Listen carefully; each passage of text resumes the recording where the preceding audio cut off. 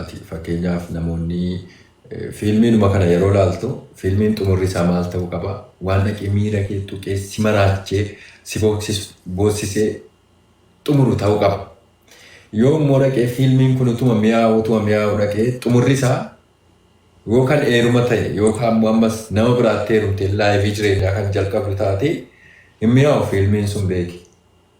Yookaan sumaa wajjin akkas olii gad rakkattee rakkoo hedduu chaalenjii hedduu si wajjin argitee namaa wajjin arrafamtee si duuka agati si rooftuuf agati karaarra buututti si jala deemtee si eeggataa boodarra xumurarra atumti fuuchuu qabda. Fiilmicha akkasitti bareedee mi'aayee xumuramaa jechuudha.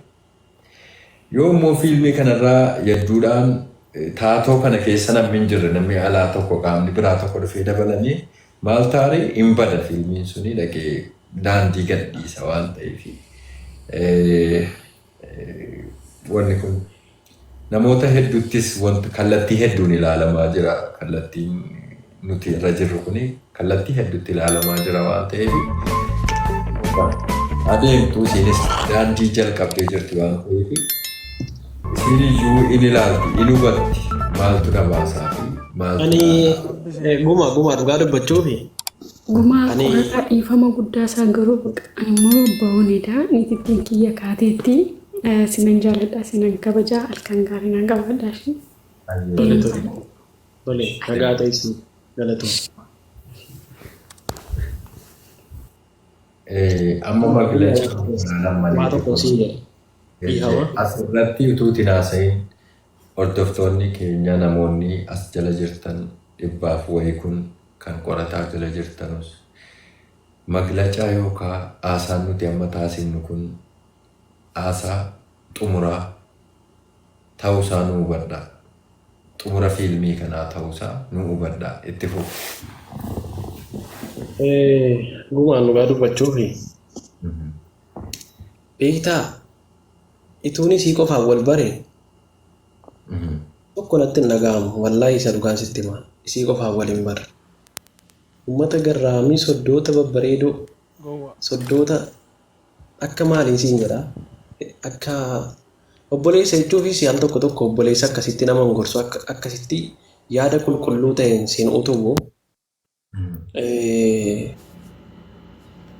bakka maatii naa ta'anii sii galee gara keessaatiin naa wajjin haasaanii jecha gaggaarii jecha mimmiyaa bakka waan gorsa namaa ta'u na utubuun jaalalli isaanii immoo kana daraan baay'ee ulfaata jaalala bultee ooltee dhiira bar shamara miti dhiira akkamitti akka isaanitti kabaja namaa qaban dhugaa dubbachuuf himee fixuu hin danda'u. Amma wanti natti dhaga'ame tokko namni akkamitti gara fuula duraatti akkamitti nama amanaadha tokko jechuun namni tokko gaafa sitti dhufee walitti dhuftanii walama itti sirriitti amantee icitii keessa keetiitti himtee icitii isaa irraa fudhattee wajjin haasoftee kaatee akkamitti namni icitii sana dagatee guyyuma tokkotti walin lolle walitti hin buune laal waggaa 4 oli bara walin lolle walitti hin buune walin lolle calliseuma akkamitti si dhiisee nama bira deema tokko namni inni bira deemu sun nama sin jaallanne nama si lolu nama si arrabsu natti dhaga'ame si galee walumaa gala anammas jechoota koo keessatti yoon tarii dogongoree jiraadhe as jalatti illee namootatti illee ajandaa kana irra deebi'een dubbadhu ammas obboloota koo yookaan soddoota koo warra kabajamaa warra ulfaataa warra arsii hunduma isaanii yoon tarii dogongore dhiifama jechuun hin barbaada maaliifi namni walitti dhufee wal bira ga'e miti namni gaafa si kabaju bakka miira jaallaa addaa sitti dhaga'ama amma isiin naan adda ba'u miti rakkoon qabu isiin naan adda ba'uun rakkoon qabu isiitu filannoo isiiti waan ta'eef tarii uummanni immoo akkana na jaallatu suni waan ani itti balleessee yookaan shira wayii yookaan wanta hin taane wayii irratti raawwadhee naan nagattee deemte itti fakkaachuu danda'a. Kana uummata jaalalaa kan hubachiisuun barbaadan hambadii tokko ittiin goone ittiin balleessine isiidhumatu filatee deeme. Kanaafiyyuu ani ammas uummata kana nan jaalladha nan kabajaa. Isiin immoo ulaan onnee kooti yoomuu banaadhaa fi deemteetti jedhee ulaa kootti cufee akkasii ta'ee isiin har'a deemnaan bor nama biraa deemeen jaalladhu ammas callisee uuman ta'anii maaliif jaalala jechuun waan qoosaa miti jaalala jechuun waan guddaadha. Jaalala jechuun farankaa borsaatti naqatanii nama keessaa harca'u miti. Jaalala jechuun hicitii onnee keessa guuttatanii siidaa warqeen ijaarame onnee keessatti dhaabbatanii deemanuudha. Kanaaf yoo namni sun sii ta'e anaa ol sii ta'e umurii dheeraa wajjin jiraadhaan jedha. Kanuma jechuun barbaada uummata kabajamaa uummata jaallatamaa nan jaalladha. Tarii borillee laayibiitti deebi'uu dhiisuu nan danda'a. Tarii tiiktook irraa baduu hin danda'a. Haala kanaan akka isaan nu hubatanu abdiin qaba inshaallah. Egaa galatoomii obboleessa koo qaaliitu kabajamaa. Hiriyaa koo dhugaa hiriyaa qaaleen kan kabaju. Gamanumaanii hordoftoonni keenya hundi keessan iyyuu akka isinitti nu hubattan dhugaa. Egaa amma inni dhugaa dubbachuu taanaanii onneen kan koo siif banaadha. Rakkoo kee arguun barbaadu. Akkati gammaddee jiraattuun barbaada jireenya itti dhaqxe keessatti. Wanni kana na jechisiise immoo waanan si jaalluuf, waanan si kabajuuf, waanan maatii kan kee bootaa guddaa qabuu fi kabaja maatiin kee naaf qabanuuf, gorsa maatiin kee naa laataa turaniif jecha akka onnee koo sitti cufu kan nan goone jaalala maatii keetiiti waan ta'eef tarii carraa akka qabdullee as keessatti waan onneen namaa yoo kan hin cufamne ta'e carraan tokko jira waan jechuu wayii akeekkachiisa. Haa ta'u garuu obboleessi keenya egaa qorataan akka inni jalaa jiru har'a booda bakka jirtutti nagaa naaf ta'ii har'a boodaan waan kanarraa deddeebi'ee sin caqaccaqu filatteessitu deemte waan ta'eef irra deddeebiidhaan waan kanallee haasa'aa turre. Namoonni waggaa 4 wajjiniin turanii ka'anii guyyaa tokko keessatti akkas adda ba'u jechuun kan baay'ee garaa nama gubuuf baay'ee nama gaddisiisudha. Akkam namni tokko wal ganuu danda'a jechoota xixiqqoodhaan waan jedhamu gaaffii hunda keessanii haa ta'u. Namoonni daandii jaalalaa ulaagaa bu'aa bahii gurguddaa keessa yeroo dheeraadhaaf darbanii dhufanii eeganii waan xiqqoodhaan shawwadamanii hatamuun waan gaaffii guddaa namatti uumuudha. Haa ta'u garuu obboleessi kiyya egaa jechinni ibsee jecha isii miidhu miti. Nagattee deemtetti yookaan nu dhiiftee deemtetti hin jenne ammas taanaan kabaja maatii sanaatiif jecha irra deddeebiidhaan lafa jirtutti nagaa naaf ta'ii har'a booda sin barbaadus jedhee xumuran goone akkati nagaadhaan jiraattu akkati kabajaan jiraattu lafa jirtutti jechuudhaan egaa asaasaa kan xumureedha. Akkasii hundi keessaniyyuu warri komentiidhaan guumaa waan kana jaarsummaadhaan walitti deebisii maccaan tarii walitti naquudhaaf hedduu gale malee dhimma kana dhugaa isii fuuchuufi miti. Mucaa bakkeetti hambisuu fi obboleettii keenya kana jettanii komentii yaada ibsataa jirtanu. Maccaan irraa gaaffii hin qabu. Waa tokko sababni isaa isiitoo gaafatee dhaqee wajjin jira waan ta'eef innis ilma dhiiraatii jaalalaan hatamuu danda'a waan ta'eef akkasitti wadhaa dirqamaan immoo kottuu sin deebisaa jedheen jaarsummaa sana waan allamuu keessa deebi'ee gaafadhu natti hin fakkaatu akkasitti naam isin jedhan galatoomaa hundi keessaniyyuu ellaabu. Akkam turtan? Nan dhaqe guys. Dhattee maal dhageessee dhufte maal fiddee dhufte mooni? Alamaa waan biraa mitila. Soba ishiin sobdee asiliitti na amachaa jirtu na aarse jedhe. Maccaallee kaaddee amma geemii hojii taphataa ture malee omtuu gidduun jiru jette. Amma immoo isumatu taphachiisaa jira ammallee maccaatu taphachiisaa jira sirriifaan. Ana jalaa qabuu diddeen. Haqa jirtu silaache asilii birattis ta'u ila maqaan yakkiteetti faamilii asilii biratti maqaan yakkaa jirti.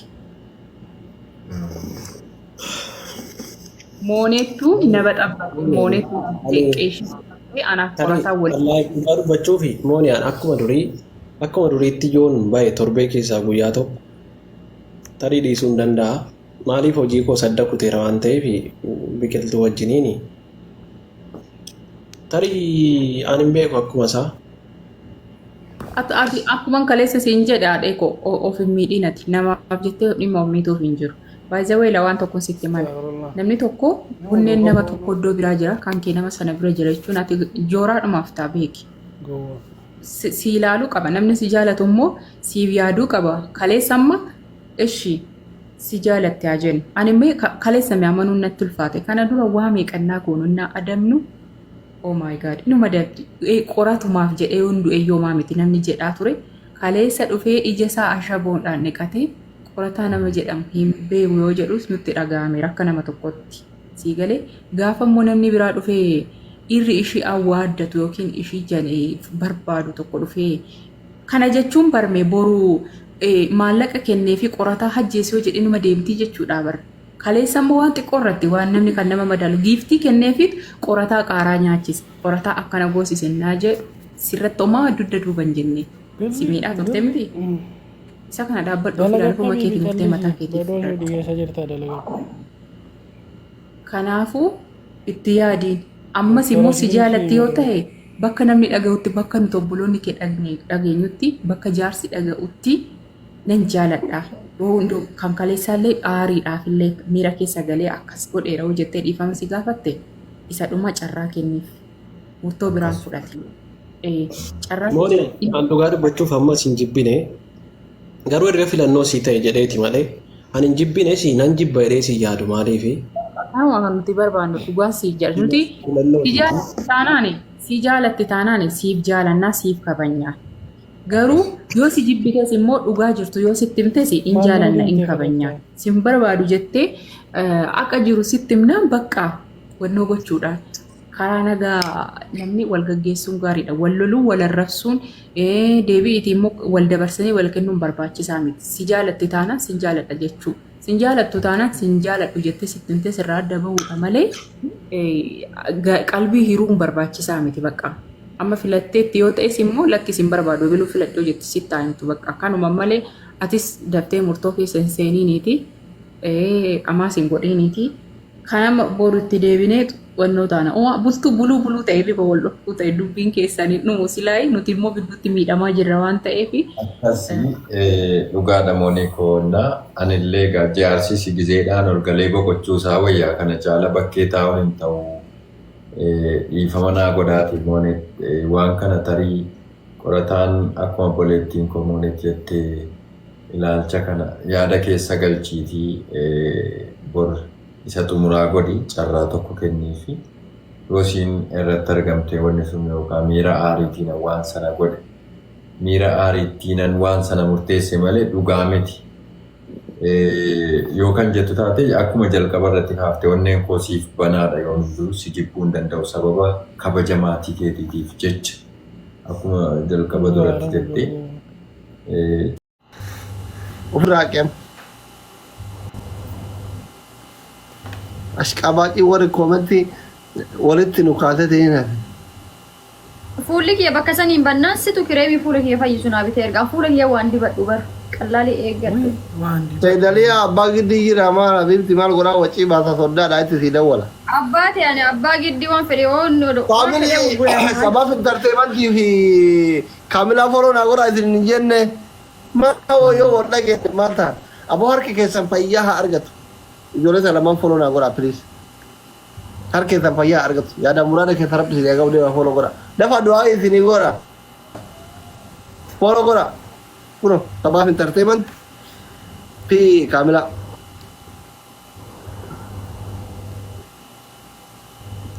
Marin ke amala Midagni ke jalala Sihijiru Singijiru Me Na doktor tanah Insudade Ya Zura mucha riya kiya to kosi guru Abbaati maal qaba? Dallala kafaltaa keessan irraa fixa. Amma warra isii jala deddeemu kana hunda warra isii jala deddeemu kana hunda gaansiisee si harka buusa. Kafataa dallaan yoo an biiftuu si harka hin buufne anuyyuu doktorummaa kiyya ofirraa mulqee gata rabbi naa nyaata. Kafataa dallaan namni koomentii naa barreessite kayriyyaa kiyyaa kun. Na gurgurate badariya. Anuu dubartii amansiisuu hin danda'u waan biiftuu keengoon dhugaarraa onna irraa taana hin kafaltaa tola faranjii barreesse kam tola faranjii barreesse give in the tech jedhama afaan biyya keessaniititti give in the tech afaan oromootitti naa hooqisii hooqaa waan jedhamu jira dallaala kafalta biyya keenyatti jiddoolaa jedhanii hin kafalta taanan yoo barbaadde sa'aa 24 keessatti yoo barbaadde torbaanitti yoo barbaadde baatitti yoo barbaadde waggaa har'aa guyyaa ati barbaaddetti feetu cidhaan feetu irra ciibsaa feetu hin butta feetu shari'aan manatti siif hinna habiibi harka kiyya keessa jirti mucatti kalam haadha kalam rijaan kuno ka diinni sirri dhagahu ka isillee dhageetu ka warri isii jaalatallee dhagahu kanum dubbiin kanum koomenti barreesse achumaan rifatee badee bodada beessa afaan na baaftee callisini koomenti barreesse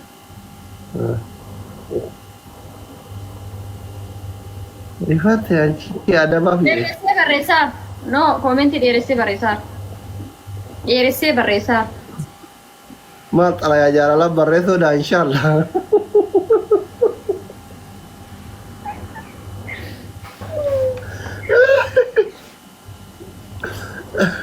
xalayaa jaalala barreessuudha